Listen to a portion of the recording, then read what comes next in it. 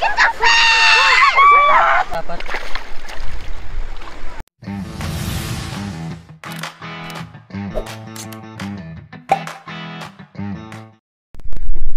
Okay, hello guys. What's up sa inyo? So, another day, another fishing. So ngayon magbo-bonfire na naman kami, kaya mangungulekta lang ako ng mga kahoy. So ilalagay ko lang ito dito, mga kailangan. Dito pa rin yung ginawa kong stand. Okay guys, tara ulit. So anong oras ba dito? 7 PM na dito. Yan, yung araw.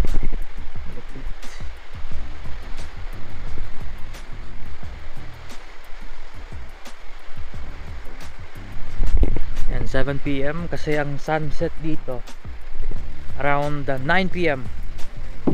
Kaya maliwanag pa din. Alright guys, mangolekta muna tayo. Tapos mamaya high tide na to, tapos saka kami mangingisda. Saka kami mamimingwit ng sea bass. So, tara. Yeah. So yun guys, mangolekta muna ako ng mga kahoy na yan. Ayan, mga yan, maliliit, para pang bonfire namin mamaya.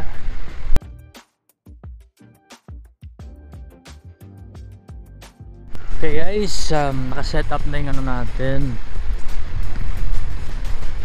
fishing rod natin guys, nakaset up na. Ito yung malaki, mas mahaba.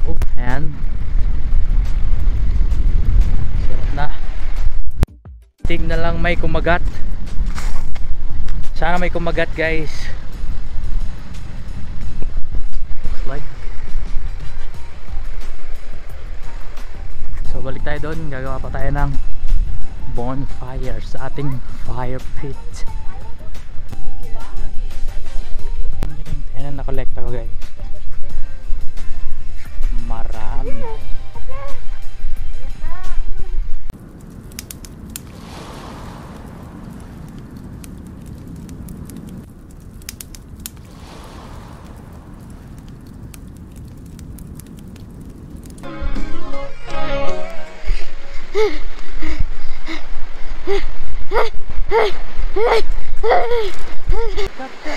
Punta ka dito. Ako na.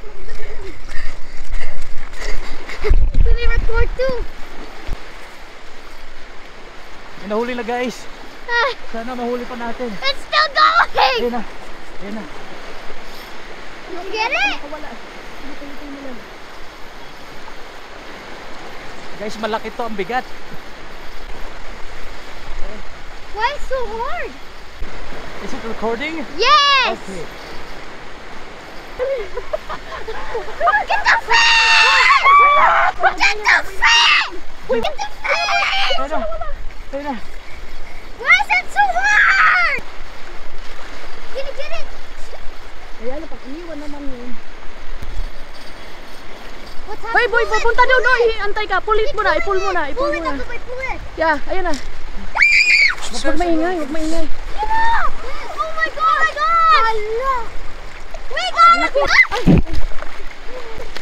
Choke it! Choke it!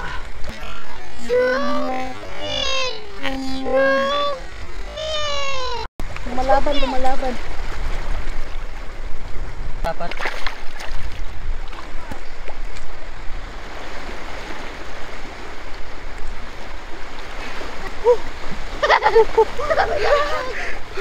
First time guys. Wow, this is the sea bass. Ito yung sea bass. Ito yung sea bass guys, as sinasabi ko. First time in history. Yeah. Yes. So and guys, may nahuli na nga tayo, no. Yes, sa wakas 22-inch siya, sea bass. So yun, pwede siyang kasi pag below 22, hindi pwedeng kailangan ibalik sa dagat. And 22 pataas ang konti, pwede siya. So ayun, i-keep natin. So ayan, Waiting lang, waiting. Hanggang sa tumunog ulit. Grabe kanina, sayang din na videohan. Nagpanik kasi kami. Kasi ito kanina, ayan, ito. Nandun na, nahila na, nahabol ko lang.